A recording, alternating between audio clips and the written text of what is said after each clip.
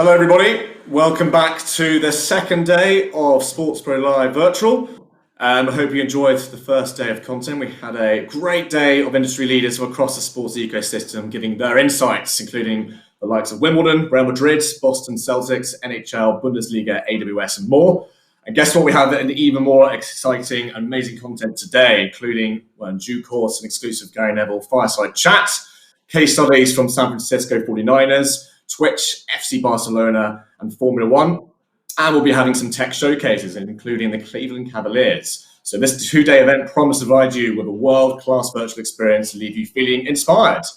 The Swap Card app we'll be using for the virtual event will give you access to the full agenda with the speaker lineup and exhibition space. You can unlock more of the platform with the premium pass option, giving you access to the attendees screen. For the best experience throughout the event, we advise that you use the Google Chrome and you're utilizing the desktop version of this app. When you register for the session, this will populate in the My Visit button, where you can also download iCal to the session you have bookmarked over 2 days. If any issues with the help desk located in the menu bar, you can ask any questions. You'll notice a live discussion for the buttons there. You can follow the conversation and have your say on social using the hashtag SBLive20 and with our Twitter handle @SBInfluencers. Speaking of social, you may have seen it over the past few weeks, returning of the Sports Pro OTT Awards, this industry opportunity to show off all the great work you've accomplished in the years of challenge. Over 15 categories, 8 are new. Make sure to nominate yourself and earn the recognition of your peers and our esteemed judges. Reminder, the deadline is the 25th of September, which is a week on Friday, a week tomorrow. Furthermore, our Sports Pro Asia virtual event also is rapidly approaching with headline speakers from the One Championship, NBA Asia, Star India, and many more. And that'll be taking place in the 21st and 22nd of October. None of us would be here without, of course, the support of our sponsors, and we would particularly like to thank our platinum partners of Very Matrix, LTN Global, AWS, and Nagra. Our gold partners as well in WSC Sports, Wild Mocker, Senior Media, and Floodgate, and of our supporting partners of Grabio and Hookit. So thank you to all. So you probably don't want to tune in and see me. So without further ado, please welcome to the virtual stage for our first session, the big interview with Gary Neville, where we'll be giving his perspective on the future of content. Moderating this will be Rebel Ventures CEO and co-founder, Craig Howell. So over to you, Craig, and everyone enjoy. Thank you so much, William. Good afternoon, everybody from Madrid. For those of you that don't know Rebel Ventures, just real quick, we help sports organizations, athletes, and brands transform into modern media and entertainment companies. I'm really thrilled to be here this morning with Gary Neville. For me, Gary Neville really epitomizes the evolution of the modern athlete. He had an unbelievable career at Manchester United in the 90s, has gone on to be one of the most insightful and knowledgeable analysts, not only in British football, but around the world. And I think what a lot of people don't know is that Gary has quite a few other business interests, a lot of which revolve around content. So first of all, Gary, just want to thank you so much for being with us this morning. That's great to be here. Thank you very much. And let's have a good time. All right, let's do it.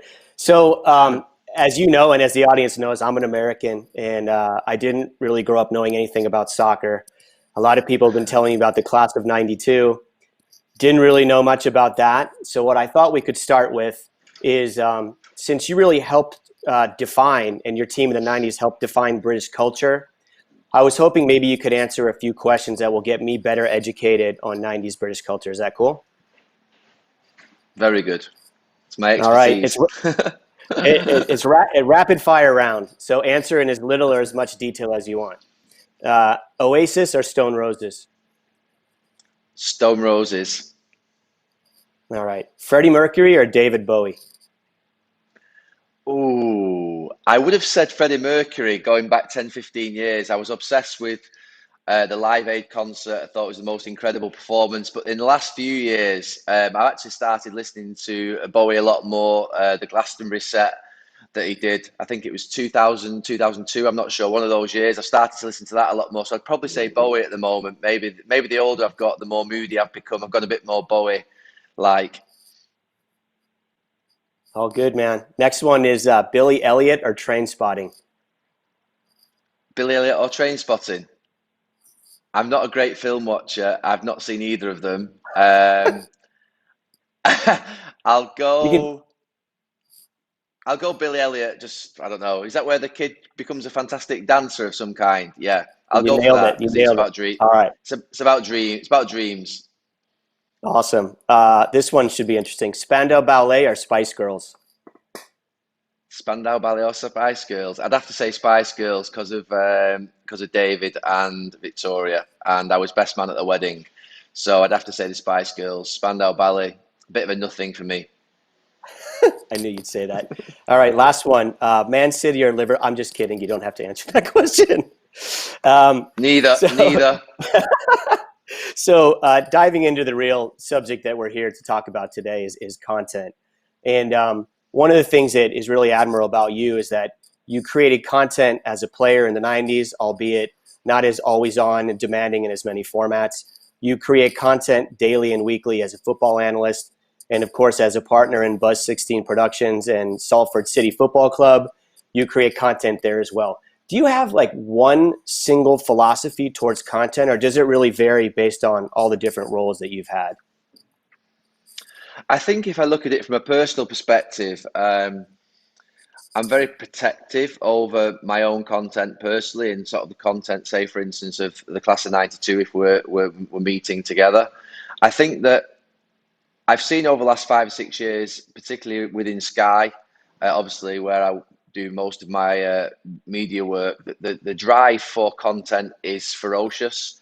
It's constant. It's quantity, and the, the getting it out there is absolutely become paramount. The immediacy of the fact that everybody wants the information now, whether it be news, sport, whatever it may be, opinion.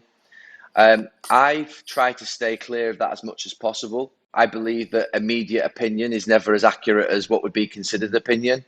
I've always tried to stay clear of what would be the more faster shows. So even on Sky, the shows that, to be fair, I would argue are really good fun, but a little bit more what would be um, not softer in the content, but certainly more less serious in the content. So like Soccer AM, Fantasy Football, Goals on Sunday, really good shows. You know, the viewers like them. I've always felt that my content needs to be high quality. So I think for me, quality of content is absolutely critical. So I'd rather have a more considered opinion 2 days after the event than have an immediate opinion whereby you can be inaccurate, you can be emotional, you can be passionate sometimes, but that's not always the right way to be. So in my particular sort of, maybe I'm in a good position to be able to do that because of the position I have at Sky, and maybe the sort of the success that I had at Manchester United allows me to be more selective. But I do think that now journalists in particular are driving out 2, 3, 4 pieces a day. The quality of the pieces, to be honest with you, all merge into one. It's almost like it's one big sort of what would be broth of noise. And I feel that really the outstanding, well thought, considered pieces are still the ones that stand out for me. So if I had one piece of advice or one piece of or philosophy around content that I sort of try and adhere to, is to try and be more selective, more quality, less quantity. You cannot, it's impossible to get absolutely amazing content out every single 3 hours every single day. So what journalists are now being asked to do by newspapers, by other platforms, essentially is just squeeze so much juice out of the orange that in the end there's just nothing left. And I feel that's what's happening with journalism and with media. I'm trying wherever possible to try and sort of stay clear of that, not get involved too much in that, and try and sort of be a lot more sort of, like say, considered around what I do. Are there specific content channels or formats that you naturally gravitate towards as an individual? Just out of curiosity. I think maybe it's because of my association with Sky, but I trust Sky Sports News. There's always that joke on Twitter, isn't there, that Sky Sports News put breaking news on, but it's always 3 or 4 hours after the initial breaking story from a journalist. But when Sky Sports News put it out as breaking news, I always feel like it's going to happen. So I think it's about trust. I think for me, I would put the BBC in that category in terms of news as well, and BBC Sport. I think that when those channels put things out, pretty much that that story is likely to come true, or that it's going to have a really good chance of happening. So yeah, they're the two news sources on sport that I would always trust. I think that for me, I still work towards the Sunday Times for some reason for what would be the sort of general broadsheet read of the week. It's the one that I feel that is the most considered, the one that's most in depth. I feel, to me, that's the newspaper that I still feel I respect the most. Not saying that everybody would think it's perfect. I've never done an exclusive tabloid interview, and I'm proud of this for 20 years. Not to say that tabloids don't have a place within the media, of course they do, and sometimes I read them, but I just feel that from my point of view, really going towards what would be the more respected end of the media, if you like, and I think tabloid news is what it is. It's fast, it's immediate, it's sensational. It's really something that I don't like to associate with. No, it makes perfect sense to me. And before we move on, I just want to remind everyone watching that I've got the Swap Card app pulled up. I'll be scrolling through questions, so please start firing away. We'll mix in some of your questions as we go. But switching gears a little bit now to Buzz 16 Productions, I don't think a lot of people know that you're a partner in that business.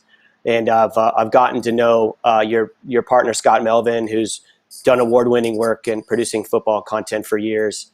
And one of the things that I really admire about Buzz 16 is their involvement with the Mama Youth Project in London, which basically gives underprivileged kids an opportunity to pursue a career in broadcasting. And I know that this has become a really personal passion of yours. And I was wondering if you could just spend a few minutes talking about that and how you're involved and what you see as the future. Yeah, I mean, Buzz was born out of, I suppose, a perfect storm of Scott probably coming to his end of his tenure at Sky Sports. He was one of the main producers of Super Sunday and Monday Night Football, the two shows that I always worked on.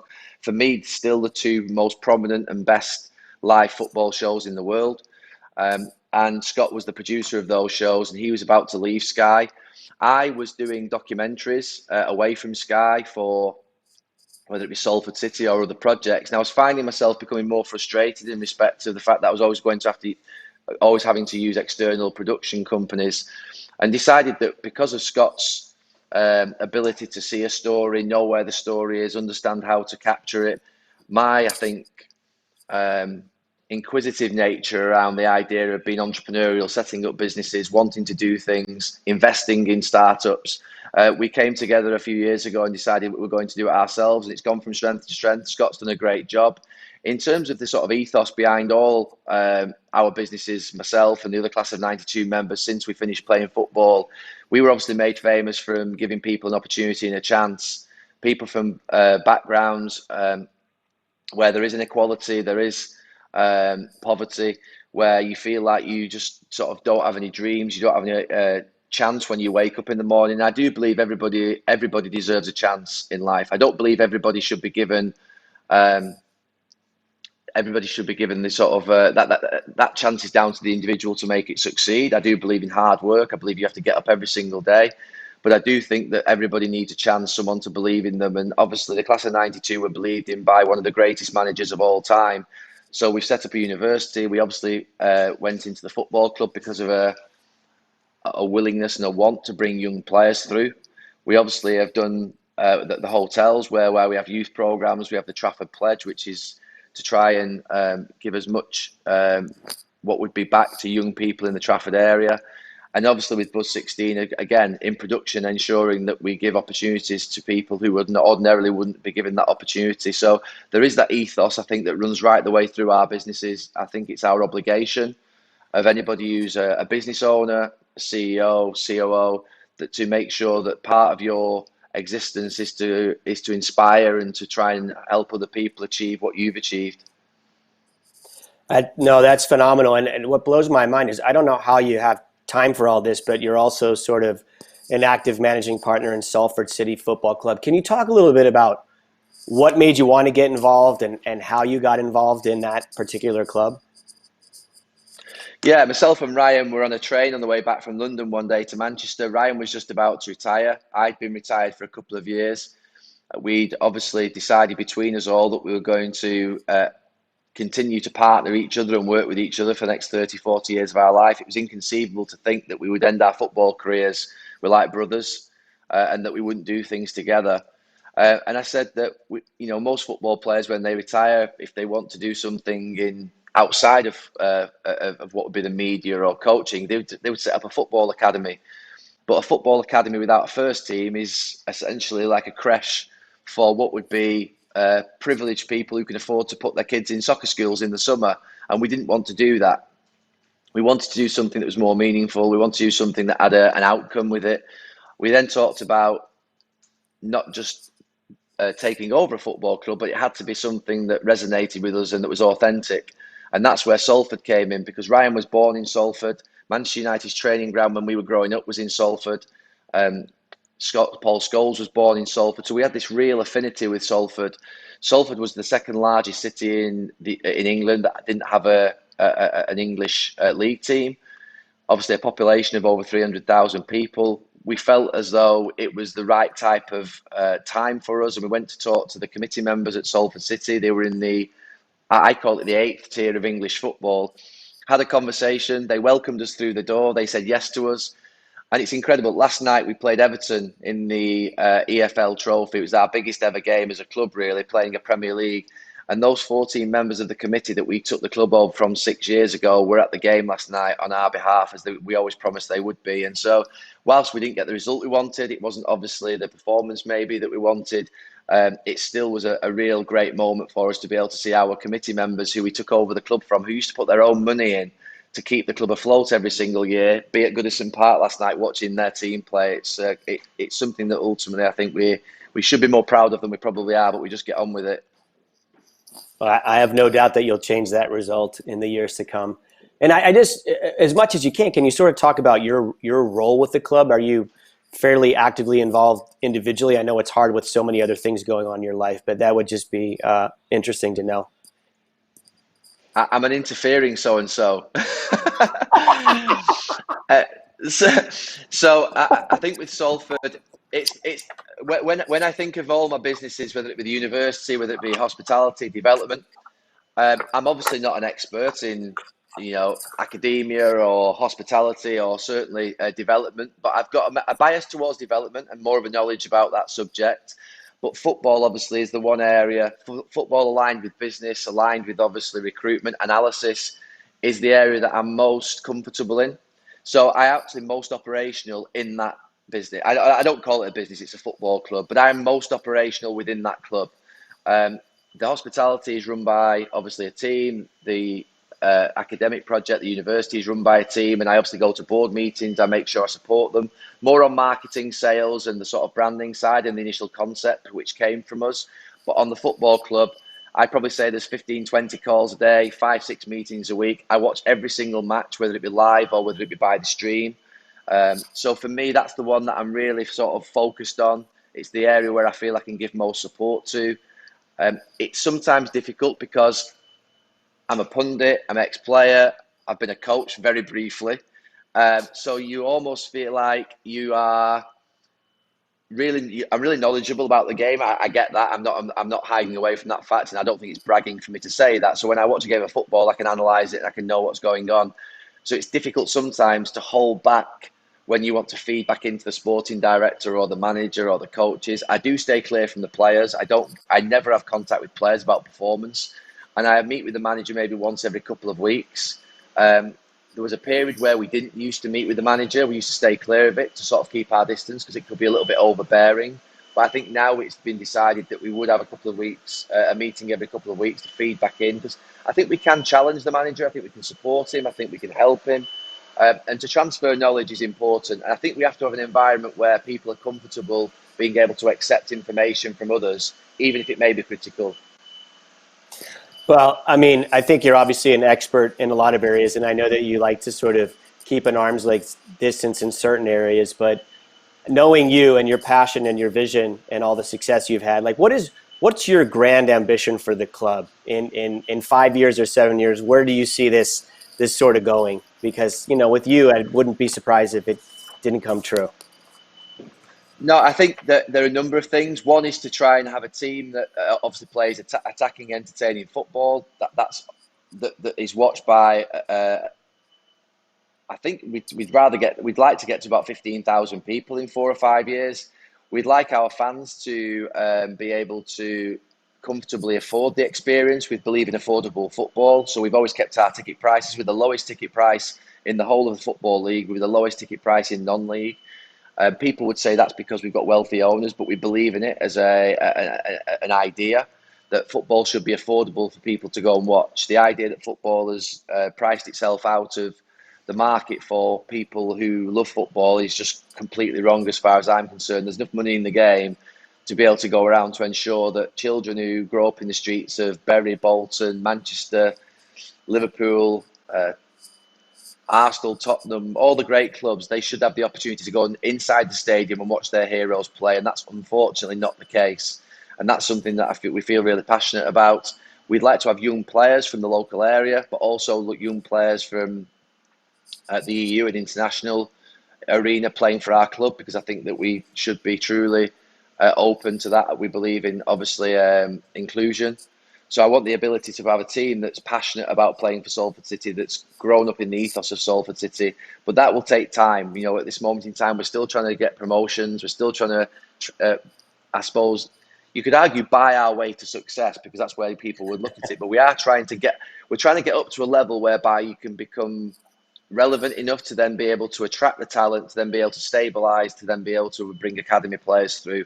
And it's always difficult when you're always promoted each year, which we have been 4 out of 6.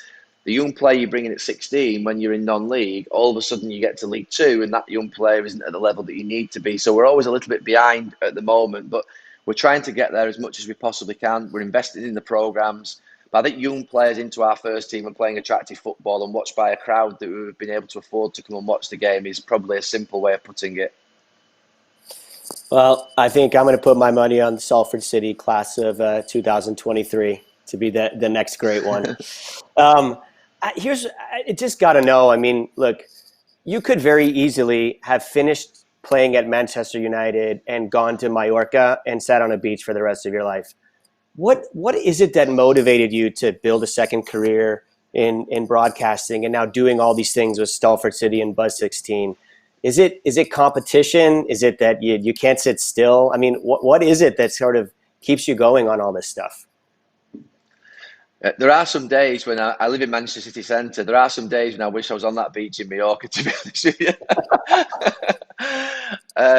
No, I think that the idea of not waking up every single day and being stimulated and motivated to want to go and do something is a real bad place to be.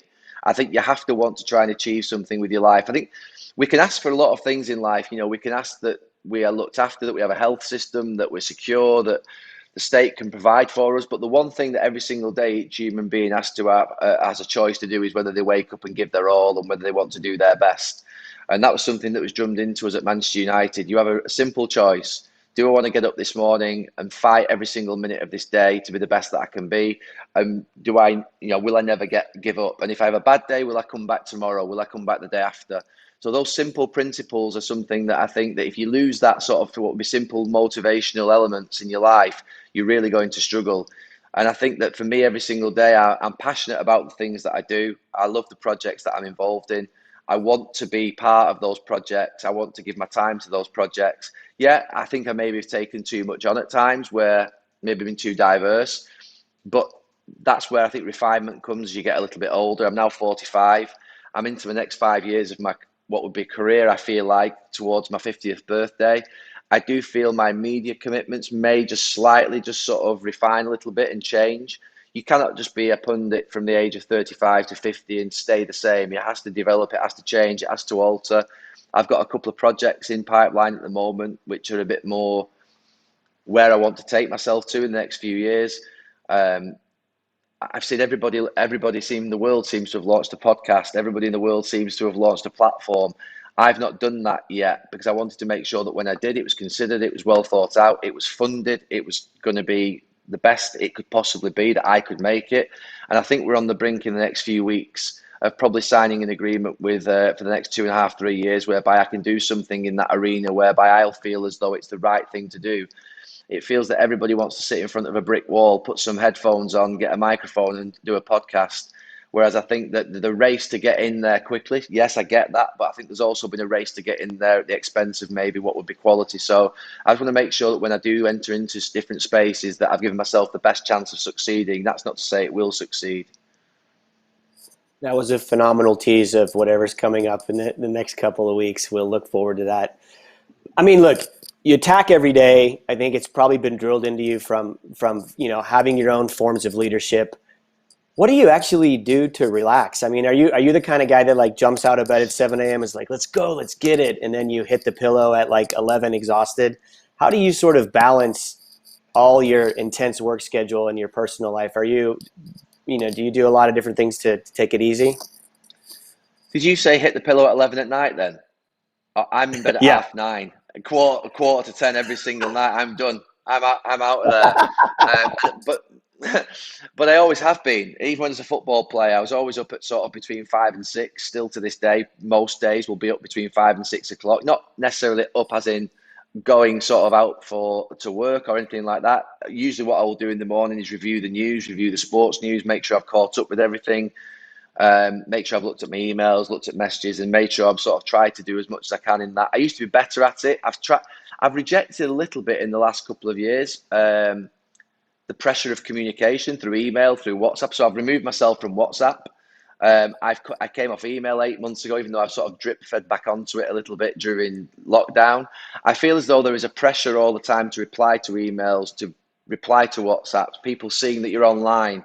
And I feel that we're taking away some of the what would be enjoyment of actually what the day is, which is to get on with your work and get on with your job, accepting that that is part of it. But I do believe there is a pressure, a little bit of passive bullying around emails as well sometimes, where you're CCing people in, BCCing people in.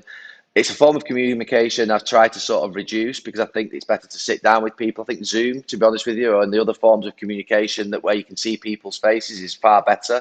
And jumping on a call with people is better than email, accepting that you do need to have documents that are read on email and other such forms of communication that are required through them. So I've tried to sort of what would be regulate what I'm doing in that area in the last sort of what would be sort of probably 12 months actually. I think where I'm at this moment in time is I'm actually reviewing. You talk about how do I relax? I don't actually know anymore. That's the problem, and it's partly because of technology, because you actually take the phone home with you. And I think I'm pretty good when I go out for something to eat. I switch my phone off. Um, and I close it off. I think I'm getting to that point now whereby I'm actually looking to go away next week to review what would be my communication strategy, well-being strategy over the next few months, year, because there's no doubt that I think I can do things in a better way that can be more efficient, that can get more out of myself. We should all probably do it every now and then. Say, how good is our output during the day? Are we getting the most out of ourselves? Are we looking after ourselves emotionally? Are we looking after ourselves physically? Are we making sure that we're doing these things at the right time? Am I giving enough time to friends, family, and other elements? And all that sort of I feel as though life's become one big scramble, and it's going to get even quicker. And I think when so Alex used to say to us on the pitch, if things are getting really quick, stand still. It sounded like a really stupid piece of advice as a defender, but sometimes if there are lots of runs going across you as a defender, the best thing to do is just stand still so you can assess what's going on. Whereas actually, if you start running with them, you run one way, then that one goes and you run that way. And it feels a little bit like that sometimes you can be spinning on a roundabout and not know where you're going because you've got that many what would make difference elements to your day that you're getting pulled from pillar to post, that I feel being able to slow down and be able to sort of compartmentalize things has been lost, particularly I think in my life at times in the last few years. And I certainly think that my improvement in the next few years is around how I develop my leadership qualities, communication qualities, my how I work my day into a day that actually works for me, but also works for key stakeholders, partners, colleagues, the team. So I think I'm going through that at this moment in time. So in the well-being element, I'm definitely falling short at this moment in time because I can feel sometimes, just becoming a little saturated. And yeah, you work hard. We all work hard. We all sort of run fast every single day. But then when do we know when to switch off? When to take the break? When do we know when to sort of ignore our emails? When to say no? When to slow down, when to go to the gym, when to eat, when to go out and socialize. All these things really are things that we need to consider in a world that's becoming too fast. No, I think it's a really thoughtful way to look at things. And I guess, going back to the mindset of your old manager of this idea of standing still, when you do sort of stand still mentally, do you spend a lot of time sort of looking back and staying in contact and speaking a lot with the guys that you played with in 92? Or do you spend more time sort of looking forward and looking at what it is that you still want to accomplish? Do you still live in both worlds, or do you feel like you're living more in one than the other? Definitely more in the world of future than the past. The one thing that I wanted to achieve when I left Manchester United was to lose the tag of ex-Manchester United player, because I wanted to become known for things outside of football. So that was one of my great sort of ambitions, to sort of make sure that I didn't rely upon the Manchester United tag to get where I wanted to be in the future. So I certainly look more at the future than the past. Where I do draw upon my experiences of the past is when things go wrong in my life. So let's say, for instance, there's a major disciplinary incident. Let's say it's at Salford City. I would look back at my football experiences, my Valencia experiences, my England experiences with Roy Hodgson, and think, well, how did Sir Alex deal with that? How did my coaches at the time deal with that? How did the players in the dressing room react to that? So it's made me become a lot more tolerant, I think, within a business environment whereby, standing by people, I think supporting people is the first. It should always be the first port of call. You should always try and support people through what would be mistakes rather than what would be, hang them out to dry. And I think that all the managers that I played under and all the players that I played with that were great players, great managers, players who I wanted to be in the dressing room with, managers who I wanted to be coached by, they were always really protective of their team. Remember, you've picked those members of team, you've selected them. So when they make a mistake, it's your problem. You've chosen them. It's your problem as well as theirs. It's not just their problem. And I think in sometimes a corporate world, we obviously set standards whereby you have to obviously always behave in a certain way. And I get that. But what would be in sort of more mobile, agile businesses, you have the ability to sort of use discretion and bring what would be more of a culture of a football team whereby people are going to make mistakes. People are going to, we've seen in the last few weeks young football players in this country that have stepped out of line, that have done things that are wrong. But tell me any 18, 19-year-old in this world that doesn't know anybody who stepped out of line, made a mistake, had too much to drink, had a fight. We have to show tolerance, I think, in these moments, and that's not to the detriment of standards and excellence, but you have to make sure that you obviously create an environment where people can thrive. And I think when I look back at my football careers, I saw Sir Alex Ferguson support Eric Cantona through a kung fu kick, or whether it be other players through major disciplinary issues, and come out the other side even stronger. So I think where I look back is upon these moments of difficulty, of challenge, whereby I think, right, okay, well, how would that have played out in my past? How would that have gone under Sir Alex? How would that have gone under Roy Hodgson with England? How would that have gone in Valencia when I was managing the team? And try and work. I don't always get it right. I don't think it's always probably relevant, but it does help me looking back and thinking about how those moments were dealt with. No, it's a really good perspective. And I know you're a young man of 45 compared to my much more than 45. So I'm going to read some questions, and I have to look really, really closely at my phone. And if I get some of these names wrong, I apologize. But Stuart Barakla has a great question. I'm just going to read it to you. When creating their own content, what are your thoughts on how athletes should balance their responsibility as ambassadors of their respective clubs and as individuals expressing personal views?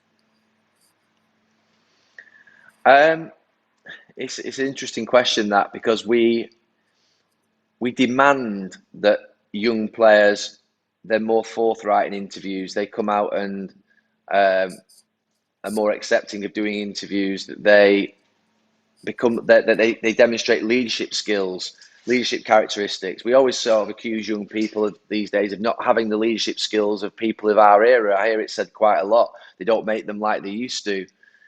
Whereas when actually you hear a young player or a young athlete come out and offer views that might not be potentially the norm, they get criticised for it. He needs to stay in his lane. He shouldn't be speaking like that. So we've got to be really careful. I think that, as a young player, you can micromanage them too much. You can over PR them. Sometimes you see the Twitter feeds of athletes, and it's quite obvious that they're not being the tweets and the Instagram posts are not being delivered by the player themselves. It's obvious it's a PR machine, a brand machine behind them. I don't like that. I don't like that. For me, players should have independent thinking. The athletes should have independent thinking. They should attend their own contract talks. They should attend their financial meetings. They should go to their PR meetings. They should write their own tweets. They should get used to being good at the various different things in life that they're going to have to be good at when they're 35 and beyond, when the big machine around them leaves them and the football club's not there anymore. So for me, during your football career, I would take ownership of your own content, of your own life. Yes, of course, you have to be guided by accountants, by lawyers, by people who know what they're doing. But I think we should encourage speech, free speech, contentious speech to an extent.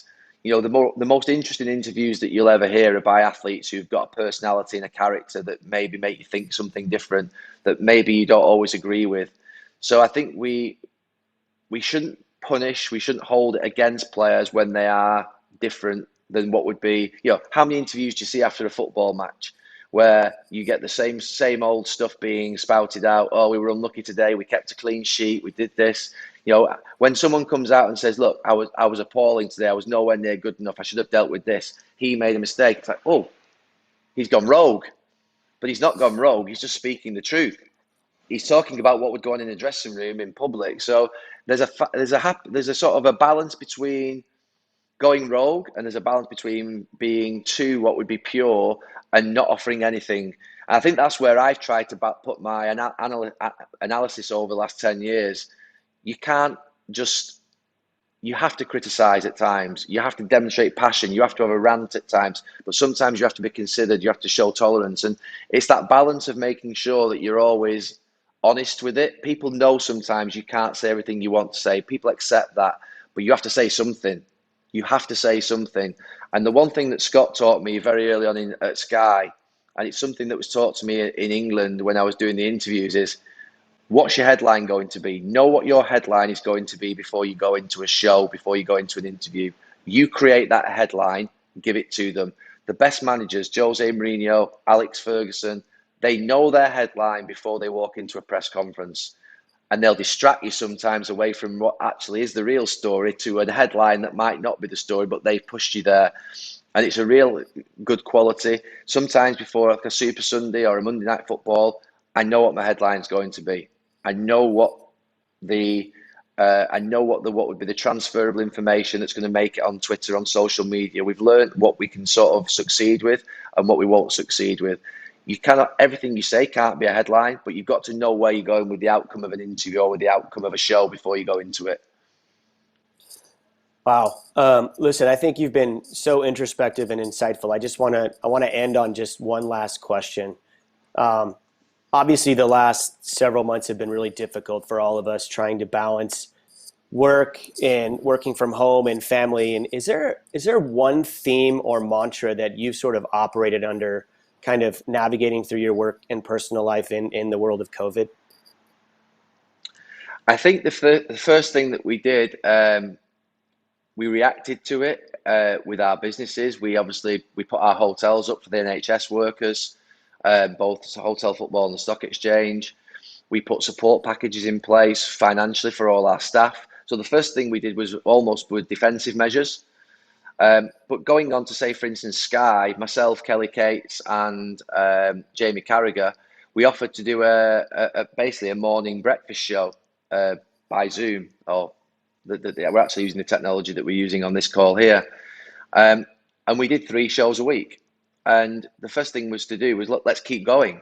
You've got to keep going. We're in unprecedented times. We have to make sure we look after all our staff, our colleagues. We have to make sure if you're Sky and we're working for Sky that we put the best content out there. And we did the football show every single morning. I did 3 a week. Jamie did 3 a week. Jamie Redknapp did 3 a week. We all did 3 a week. And we put 2 hours out there every single morning of content. I'm not saying it was the best content in the world, but every single morning when fans, football fans, people who obviously pay for Sky woke up in this country, they were able to watch some football content of us interviewing football managers, football players, football fans, you know, trying to bring a little bit of humour. And we did it every single day. And we created that idea. We thought of that idea. We rang up, we offered our services straight away. It's the right thing to do.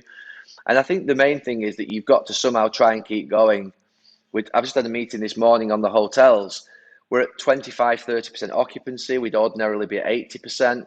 Obviously, we've got the restrictions that are coming in. Well, they came in on Monday, where people are going to be a lot more careful about going out in the next few weeks. We've got real difficult times. It's about survival. It's about digging in. It's about all being together. And that's where we're at this moment in time. We really are what would be in defensive measures, but you've got to keep going. It's tough. It's going to be really tough out there, particularly I think post-COVID in the next 12 to 18 months, 2 years. When we finally come out of it, I think that we're really going to hit some hard times. But what do? It's that choice. You wake up every single day and you have that choice. You either go for it or you decide that you're not going to go for it. And there's only really one choice to make. You've got to go for it. Well, that's a perfect way to end it. Listen, thank you so much, Gary, for taking time out of your day and speaking with us today. Thank you. And best of luck. Thank you very much. Best of luck in everything you do in the future. Cheers. Thank you. Thanks very much. Thank you, everybody. Thank you.